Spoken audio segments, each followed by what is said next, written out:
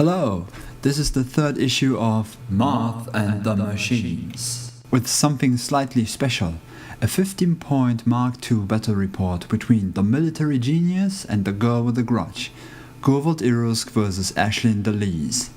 Enjoy. So this is our table and deployment. He had Ashlynn, a Boker, a Mule, a Nomad and a small unit of Steelheads.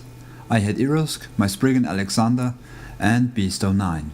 I thought someone said mangled metal, but hey, if Privateer Press did everything right, I should still be able to get something done with the little I have. Round 1, turn 1. He went first and next to everything ran, especially the halberdiers, since he put them too far away from Ashlynn to put quicken on them right now. The pawn really screwed with his deployment, and I think Ashlynn put admonition on the Nomad.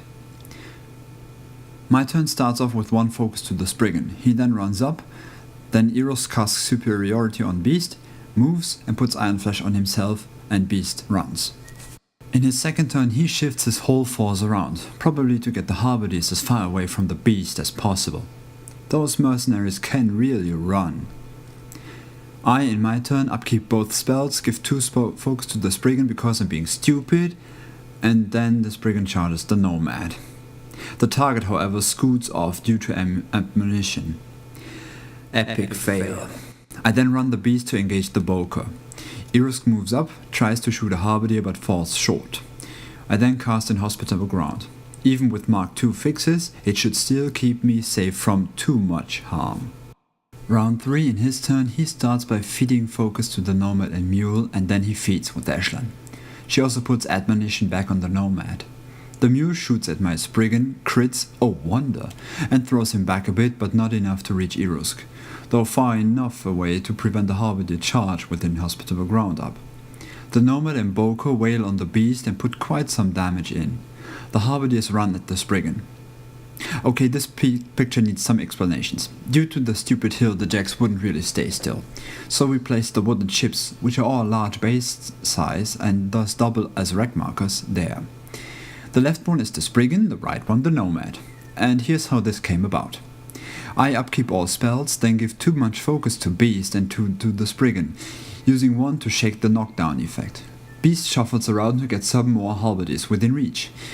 This shuffleage, however, triggers admonition and the Nomad shoos off. Next fail.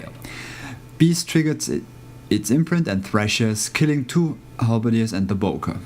I actually intended to club the Nomad with the remaining focus, but no, I had to move.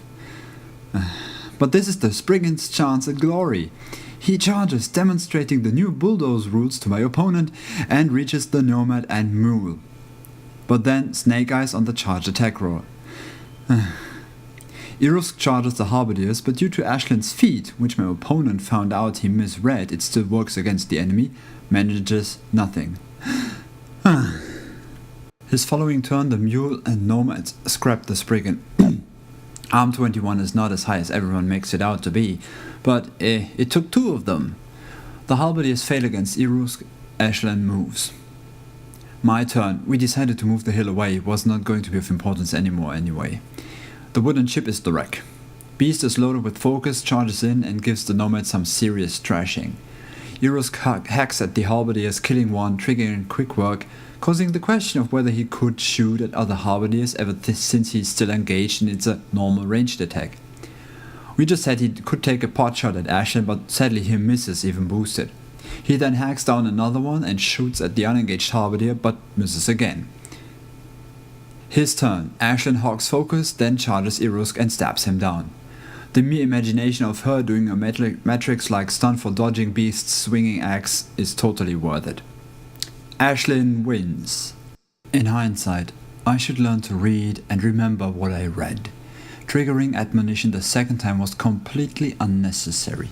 Beast would have probably still killed the Boker and largely trashed the Nomad, and the frozen Nomad could still retaliate due to shake, but not as much. That would also have left the Spriggan up against the halberdiers where that Arm 21 can actually shine. And sooner or later he would have gotten to that frickin' Mule. But the game ending thing was not casting Inhospitable Ground. Ashlynn would have never reached me from where she was, and Beast was close enough to seal the deal. So what? Next time it will be Mark 1 again. Until then, farewell.